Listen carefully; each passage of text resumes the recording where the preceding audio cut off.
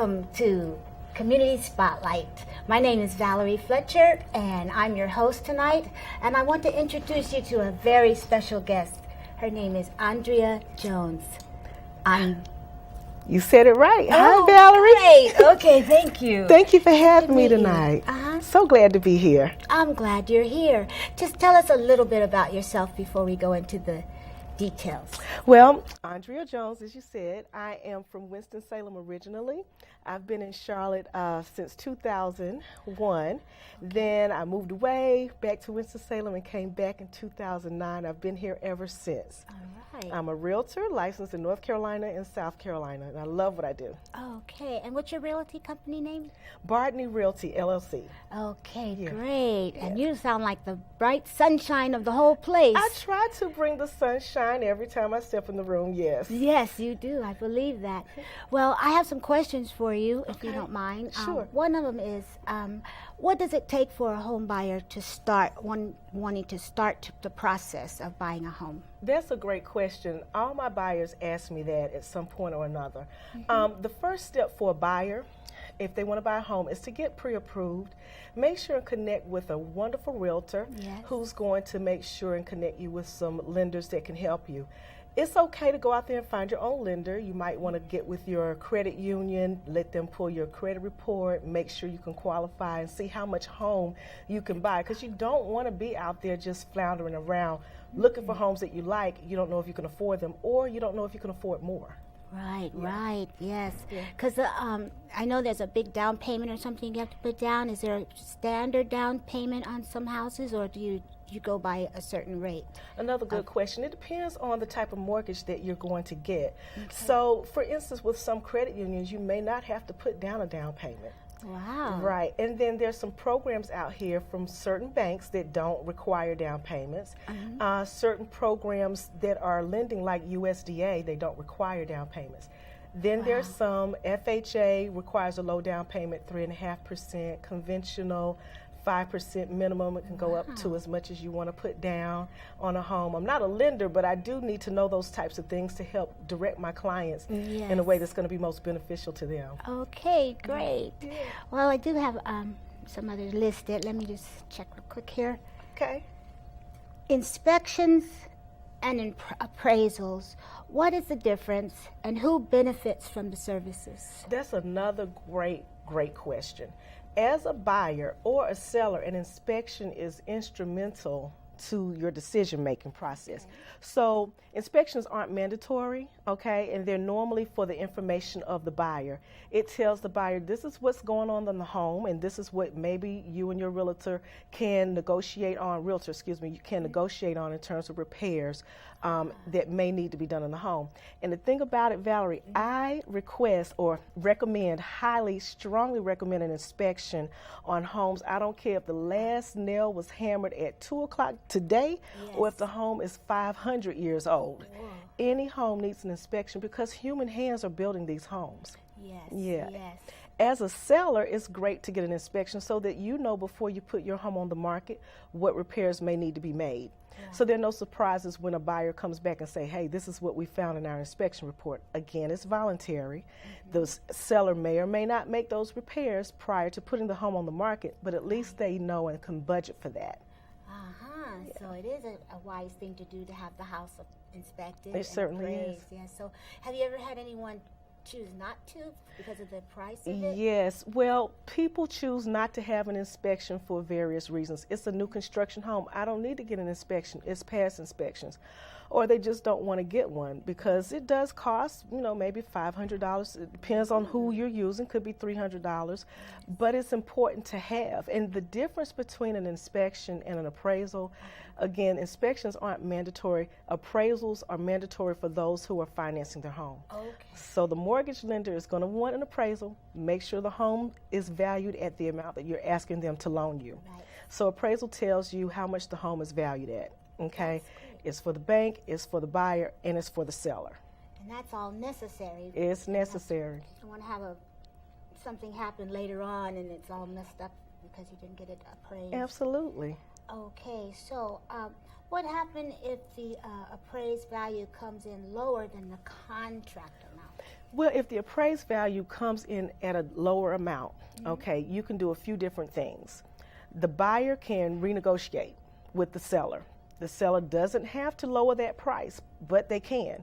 And that's great. Just drop another contract or change that part of it. Or the seller could say, well, buyer, you come and you pay the difference. Wow. Okay, yeah. The buyer can also walk away. Yeah. Whoa. If the appraisal comes back higher, the bank's not going to give you more money. They just want to make sure that the house does sell. It appraises for the amount that you asked for. So the bank can say, hey, buyer, I'm not going to give you this money, so you're going to have to come up with the difference. And it's up to the buyer to decide what they want to do. Oh, wow. Yeah. Oh, those are good things to know, Andrea. They are. That's good. Excuse me, with multiple offers at the above list price, how do you choose the best offer as a seller?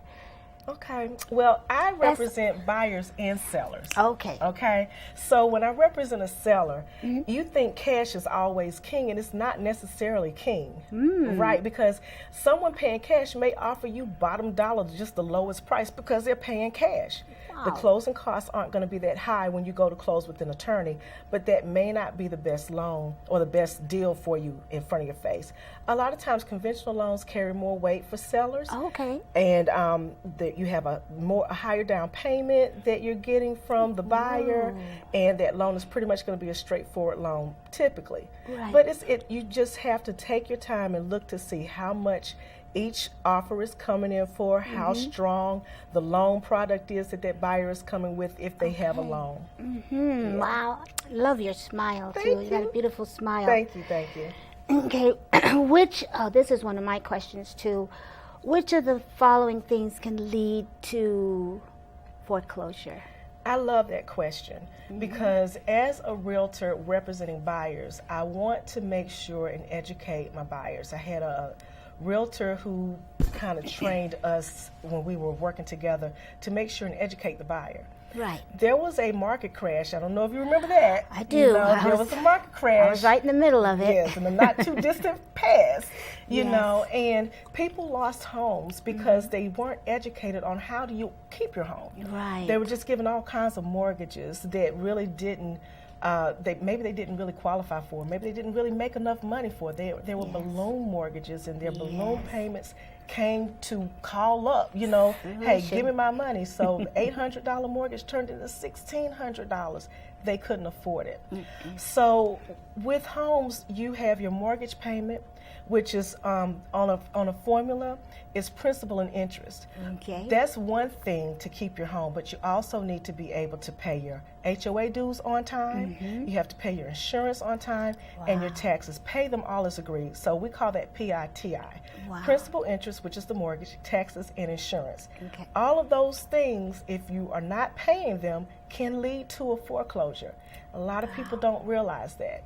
If you don't like HOAs, which Charlotte has a lot of them, most places have them, new construction and resale, but there are some places that don't have, some neighborhoods that don't have HOA dues. Maybe that's the best route for you to go, because you don't want to forget about an HOA due that you didn't have to pay when you were a renter, and then all of a sudden you get on a foreclosure notice. Wow. Important for people to make sure and pay everything. Yes. Yeah. I'm one of those that was victim of the balloon payment. Yes, we had bought a house and then and bought it on that premise, the balloon payment, and then it came around and we couldn't afford the new mortgage. And see, that's why when I meet with my buyers, I want to make sure they're getting into a mortgage that really is the best for them. Again, I'm not a lender, but I do educate my buyers on how to choose a loan program that's good for them. Right. What's your budget? What's your debt to income ratio? Those are things that a bank is looking for before they loan you any money. And let's say a person wants to buy a $500,000 house. Well, do you really save money? Banks are looking at your savings pattern. Banks are looking at your bank statement. Mortgage companies are looking at your bank statement. Do you have any negatives? Do you have any overdrafts?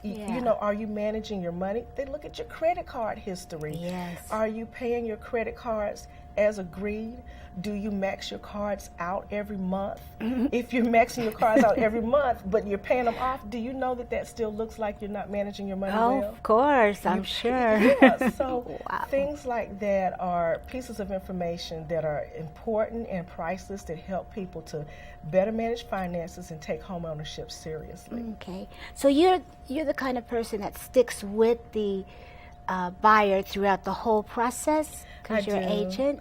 I do. I stick with my buyers and sellers. I get referrals from my buyers. I get referrals from my sellers. But this is the thing.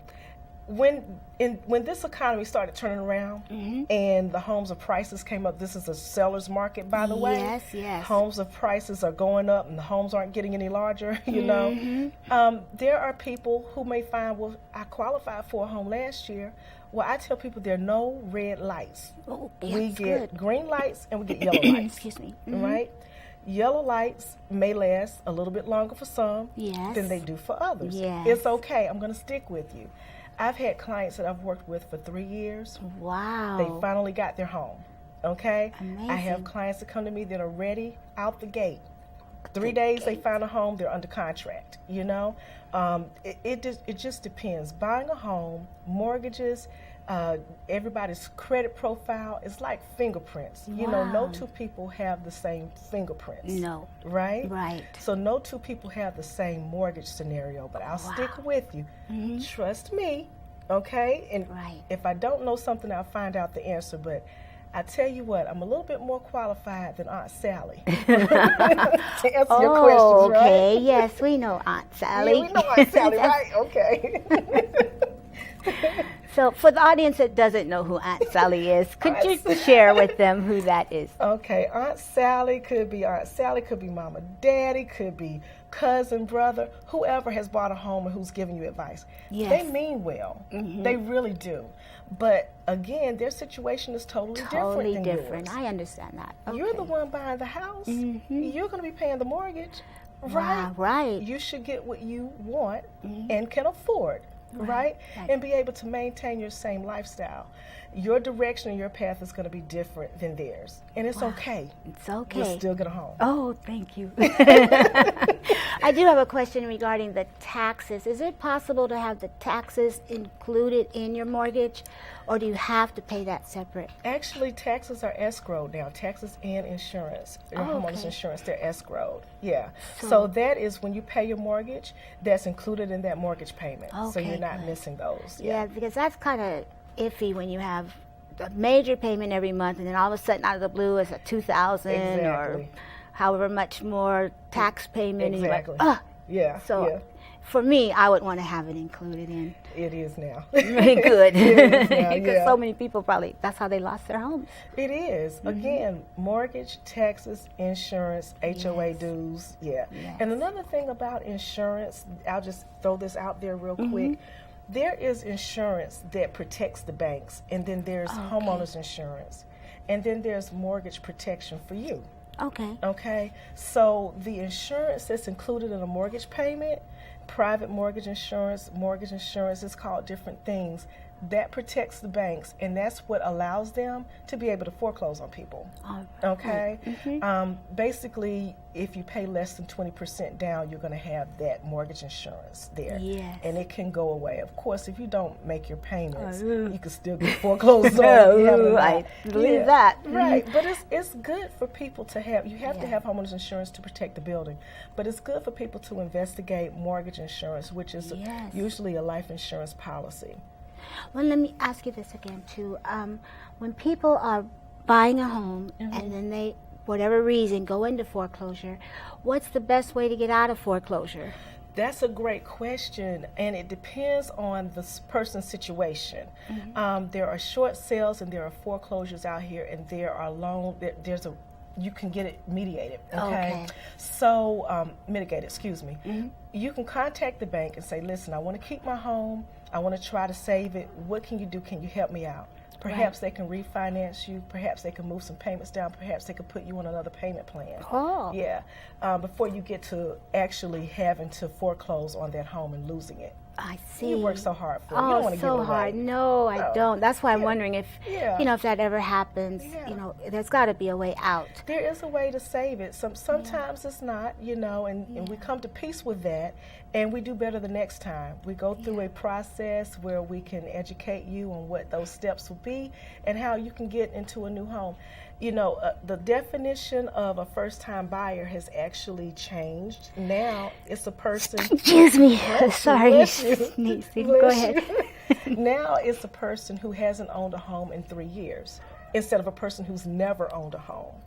So because of the crash, which a lot of people, experienced difficulties and losses during the crash. Yes. Those people who lost their homes in foreclosures or short sales could now be a first-time buyer and could be eligible to go out there and try to buy a home. That would work. Yeah. I'm starting all over again. Starting all over again. You got a clean slate now.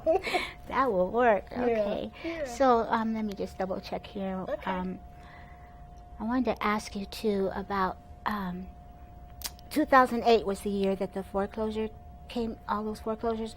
What would you believe was the main cause of so many at one time? Well, like you said a few moments ago, you had the balloon mortgage. A lot of people didn't know that they were in balloon mortgage situations. They didn't know that the mortgage that they signed up for was going to balloon after 5 years or 10 years or 12 years. They weren't educated. Right. So lenders are really responsible for educating buyers on their loan programs. Yes. And a realtor is just going to make sure that buyers getting educated as well. You know, we don't necessarily have to, but I care for every last one of my clients, and I just want to make sure they know what they're getting into. I can tell you do. That's the beauty of it. If I was buying a home, I would want to buy one from someone just like you. Thank you. You're knowledgeable of it, and your personality really, really shines. So thank you. I like that. If I was to buy a home, and how would I decide what neighborhood I wanted in? Well, as a realtor, I can't steer you in any direction, one way or the other. But I do ask questions. What are you looking for? What's important to you in a community? What's important to you in a home? Yes. How do you want your yard to look? And then you can tell me, do you know where you'd like to live? Do you want to live close to your job, to your church or, religious organization? Do you want to live close to the interstate? You tell me and I'll search. And through that searching process, there'll be other things that'll come up. Okay, we'll tweak it along the way. But you'll find your home. Okay, good. Yeah. And what's the difference between due diligence fee and earnest money? Oh, that is a good question. Oh my goodness, Valerie. Okay, so I have so many stories in my head about that. That's fine. Yeah, with due diligence and earnest money, when we make an offer on a resale home, that's a home that someone is currently living in or has lived in before and is vacant now. Okay. Doesn't have to be vacant, but it's a home that was lived in before. And we have a certain contract that we use for those resale homes.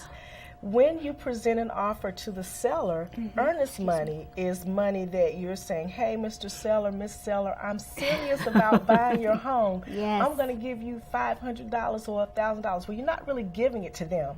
It's your money. At closing, it comes back to you. Oh, well, that's a good way to do that. Right.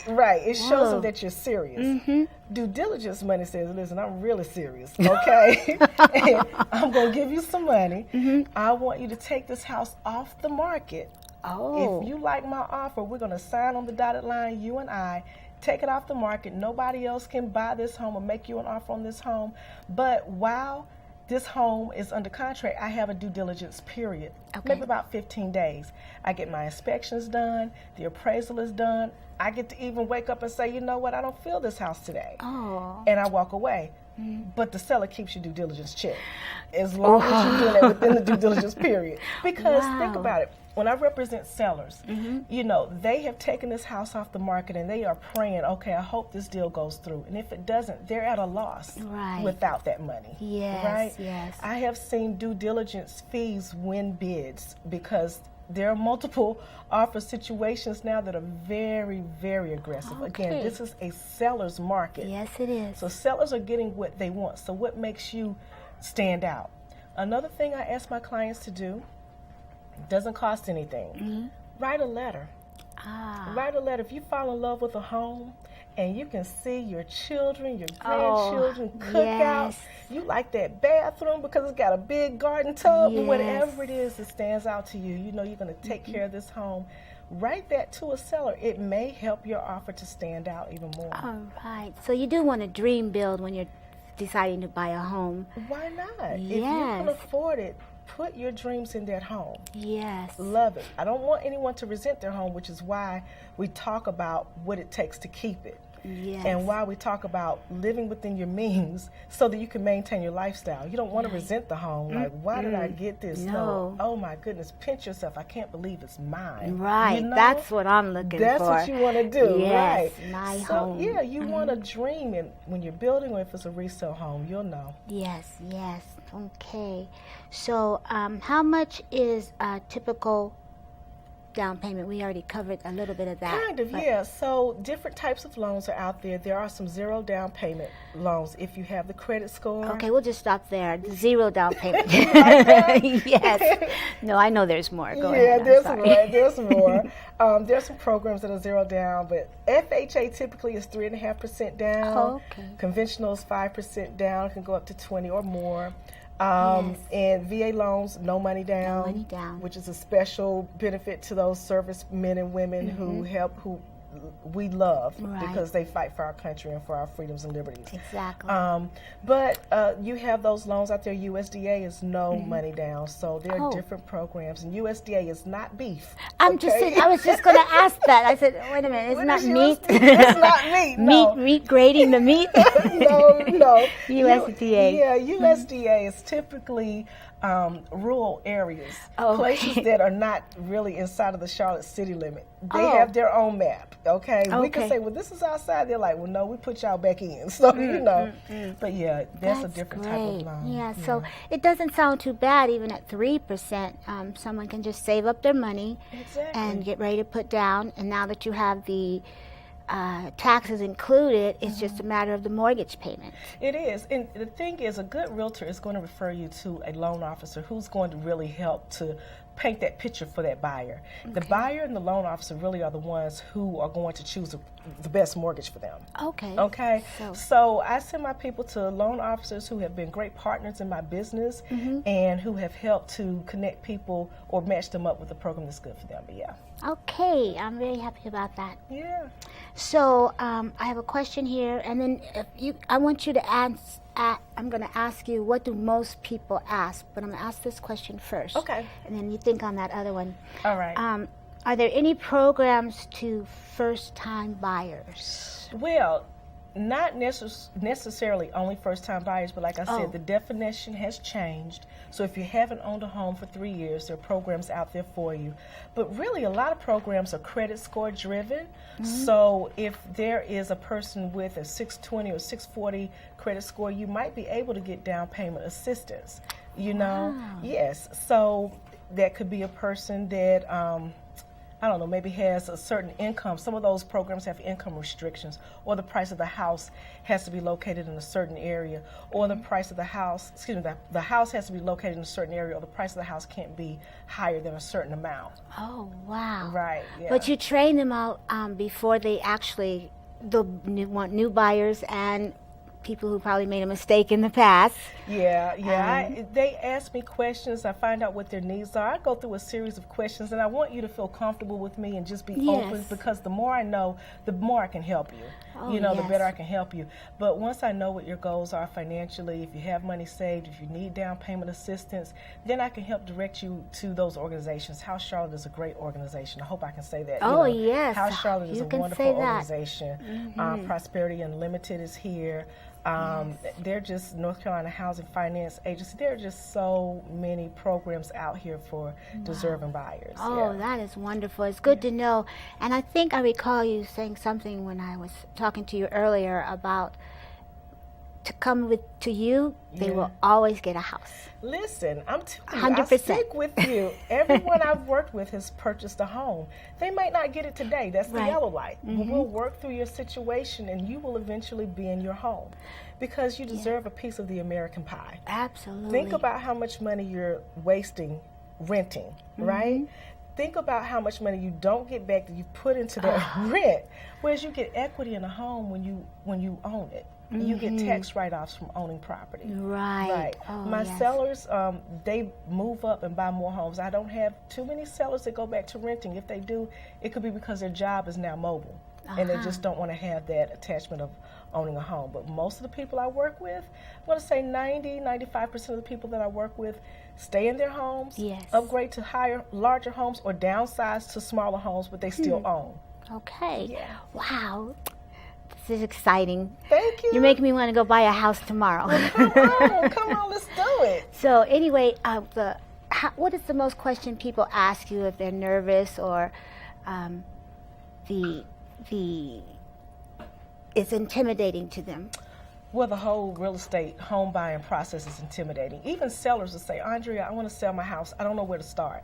So for sellers, because I've spent a lot of time talking about buyers, for sellers, I go in the house, I talk to them, I find out what the payoff is. Well, how much do you want to get back? In this market, because it's a seller's market, and most sellers are getting what they want or more, hey, how much do you want to get back? Let's start dreaming about it, okay? Right. Let's be level-headed, but let's dream about it. Yes, let's dream about it, but Right. We go through the home, talk about what repairs need to be made. We talk about how to get their home staged. You want to, not to be rude or anything, but sometimes you just need to clean up because you live in your home.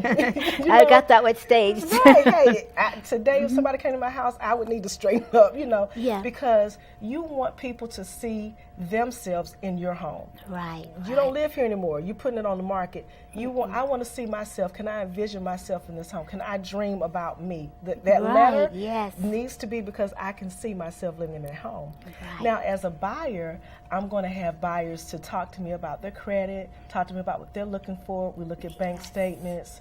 The mortgage company will look at the W-2s to see how much they can afford. Those are the first steps. That's usually what they ask me. Andrea, what insurance company should I go with? Yes. Andrea, where are the best houses? Well, I can't answer that question. Yes. Yeah. So by the end of the day, how are you feeling after letting a homeowner get their home? Oh, that is a priceless experience. It's so rewarding because I love helping people. It's not easy work.